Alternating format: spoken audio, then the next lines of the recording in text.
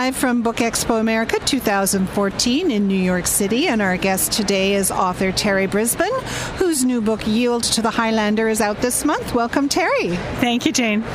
This must be bittersweet. Yield to the Highlander is the final story in the McClary clan series, and that's been going on since 2006. What was it about the McClarys that captured your readers and obviously you? I think that they were just, to me, the quintessential Scotland Highlander male alpha hero, and yet they were both men of their time but also different.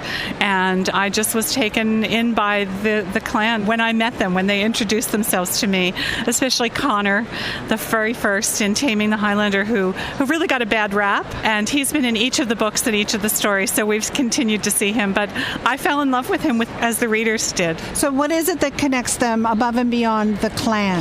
Actually, it is the clan. The first three Highlanders are the parents of the rest of the series. So I did the first three and then said, what happens to the kids? And readers asked me, well, what's going to happen to the kids? So the rest of the series, the most recent ones, up to Yield to the Highlander, involved their children.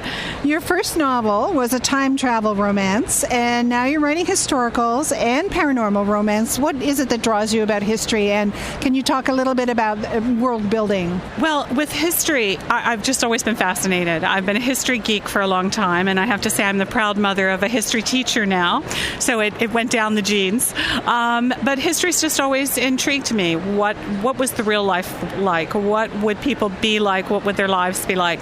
And I read extensively, and historical romances were the first romances that grabbed my attention.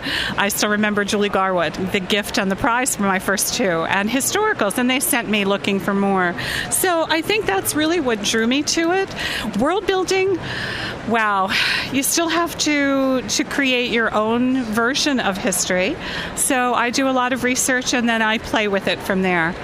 Harlequin historicals are sexy, compelling reads set in a huge variety of popular and unique settings and time periods. What would you say to someone who hadn't tried them?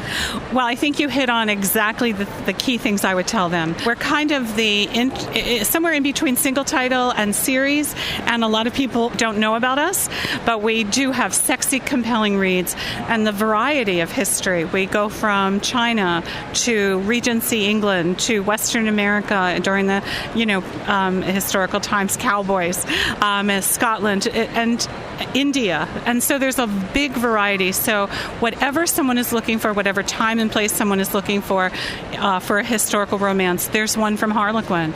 And now there's a historical romance that's on the USA Today bestseller list. Your book, The Highlander's Dangerous Temptation, just hit the list this week. How does that feel? I'm still smiling, as you can see. It's wonderful. It's an absolutely wonderful experience. I have to say thanks to Harlequin giving a push to the book and getting it out there where readers could find it. It's been a fabulous experience. So I think I've done too many screenshots of the list and the rankings this week, but it's been fun. Enjoy it. Thank you. Can you tell us a little bit about the book, Yield to the Highlander? Oh, yes. Yield to the Highlander, being the final book, I decided to start the series with the father and end it with, of course, the son. And so this is someone, Aidan McClary is arrogant and entitled and really thinks that basically what he wants is what he has and what he'll get.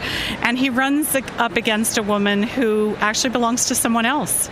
And so he's not used to hearing the word no, and he doesn't quite know how to respond. So it's the story of the attraction, the refusal, and what happens on from there. But I based it, basically, it's a David and Bathsheba story. So we've got literally, he sees her at the well and wants her, but she belongs to someone else.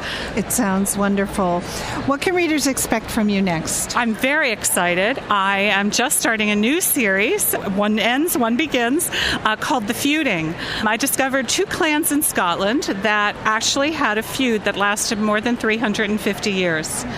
And so I thought, lots of stories. So I've been working on the very first of that series. So hopefully early next year from Harlequin Historical. It sounds wonderful.